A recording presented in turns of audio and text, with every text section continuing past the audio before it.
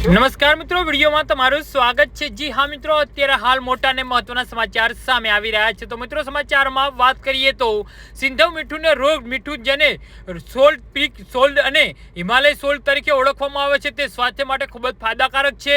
આજકાલ ઘણા લોકો સામાન્ય મીઠાના બદલે તેનો ઉપયોગ કરવા લાગ્યા છે। પહેલાં તો આ લોકો મીઠાનો ઉપયોગ માત્ર ઉપવાસ જ કરતા હતા, પરંતુ હવે લોકો રોજિંદા ભોજનમાં પણ રોક સોલ્ટનો ઉપયોગ કરે છે।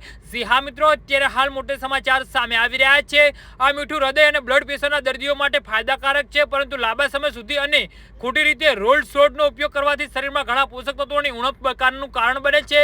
ચાલો જાણીએ લાંબા સમય સુધી રોક સોલ્ટનો ઉપયોગ કરવાના ગેરફાયદા અને કયા લોકોને વધુ સેવન કરવાનું ટાળવું જોઈએ। જી હા મિત્રો, સિંધાલુણ શરીર માટે ખૂબ જ ફાયદાકારક છે, પરંતુ લાંબા સમય સુધી તેનો ઉપયોગ કરવાથી શરીરમાં ઘણી સમસ્યા થઈ શકે છે।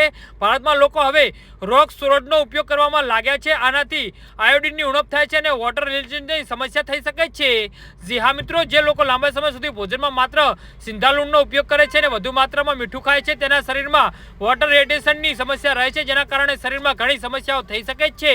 જી હા મિત્રો, તો આના વિશે તમારું શું કહેવું છે તો નીચે કમેન્ટ બોક્સમાં જરૂરથી જણાવજો। ધન્યવાદ।